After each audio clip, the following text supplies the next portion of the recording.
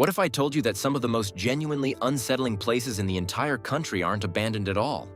They've got zip codes, diners, the occasional gas station, and residents who will look you dead in the eye and tell you things that don't make sense.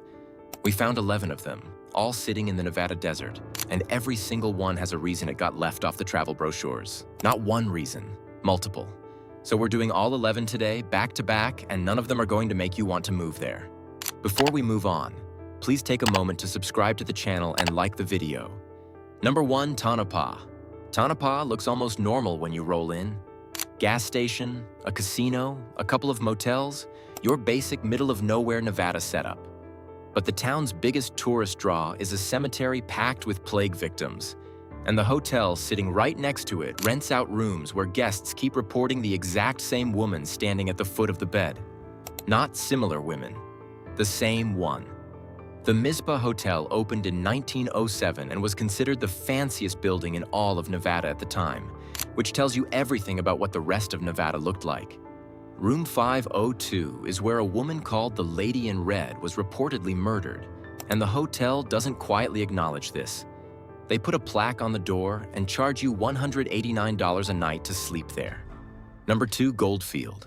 Goldfield had 20,000 people in 1908.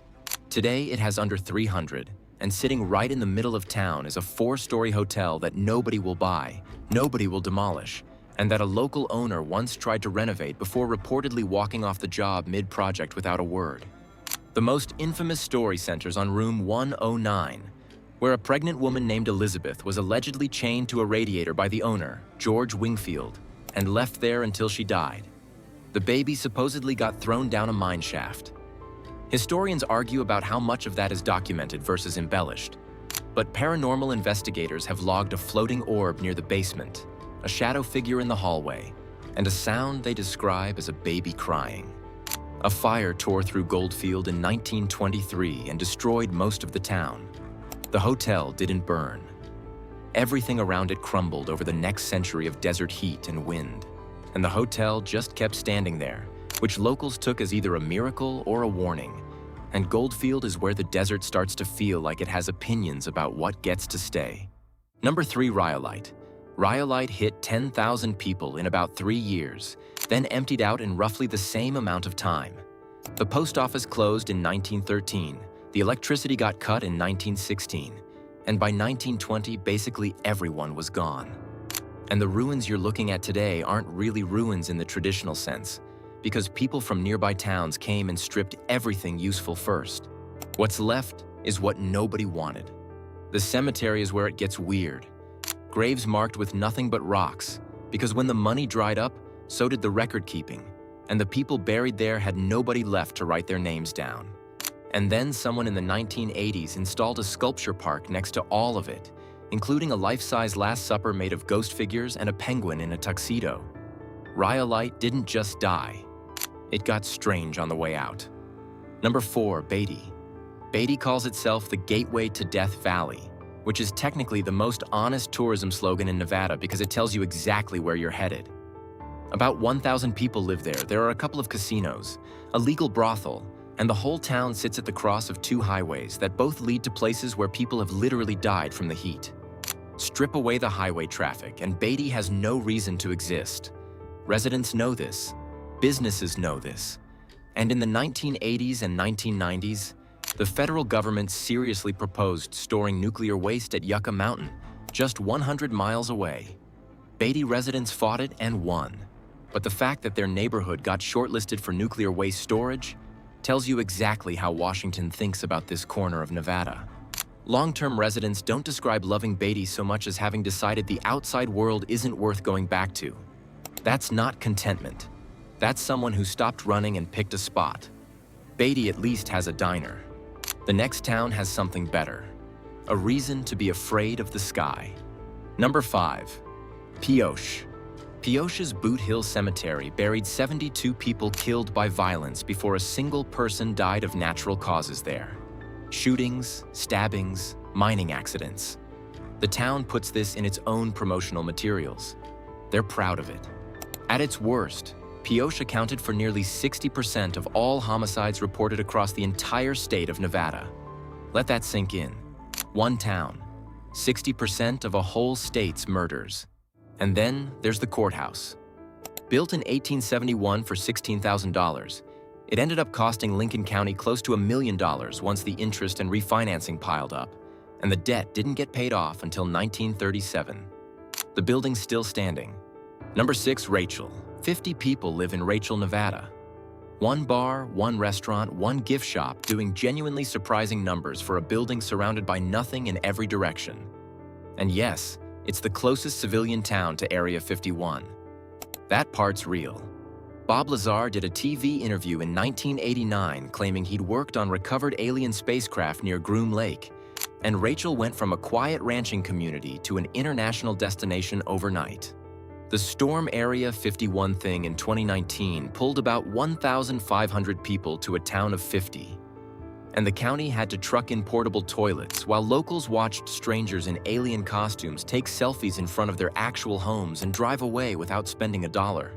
Strip the UFO stuff out and Rachel is just an isolated community inside a ring of restricted military airspace, where unusual lights appear in the sky on a regular basis. Number 7, Ely. Ely looks like it has its act together, and that's exactly what makes it so disorienting. 4,000 people, a hospital, chain restaurants, a real hotel with a casino. But you're 240 miles from Las Vegas and 320 miles from Reno, so functioning city is doing a lot of heavy lifting there. The Nevada Northern Railway Museum runs actual steam locomotives on original track, which is genuinely cool. Except the whole thing is basically a monument to the copper industry that built the railroad and then abandoned both of them. Number 8, Caliente. The Union Pacific Railroad built Caliente, a Spanish mission-style depot in 1923 that looks genuinely ridiculous sitting in a narrow canyon in eastern Nevada. And it was designed to look ridiculous on purpose, because the railroad wanted everyone to know it was staying forever. It didn't stay forever.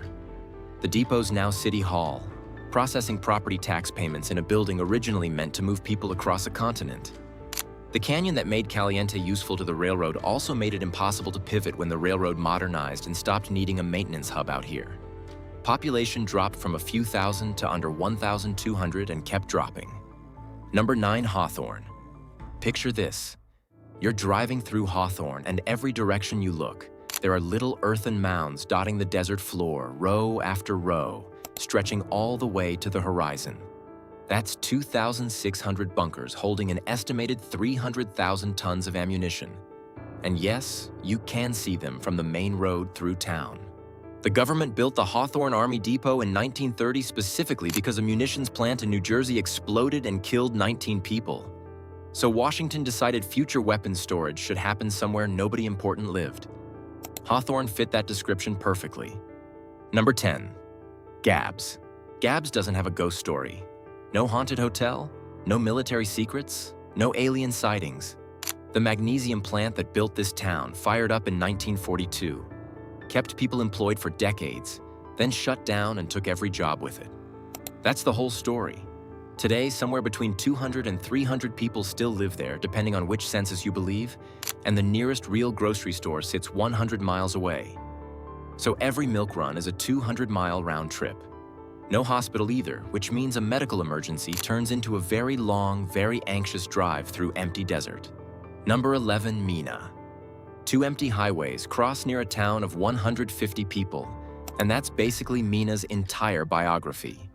There's a bar, a small motel, a post office, and houses scattered around like someone dropped them from a height and just left them where they landed. The population hasn't collapsed overnight, it just bleeds out slowly, 1 or 2 people at a time. Every year, for decades. The buildings still standing are a mix of occupied and empty, and from the road, you genuinely can't tell which is which.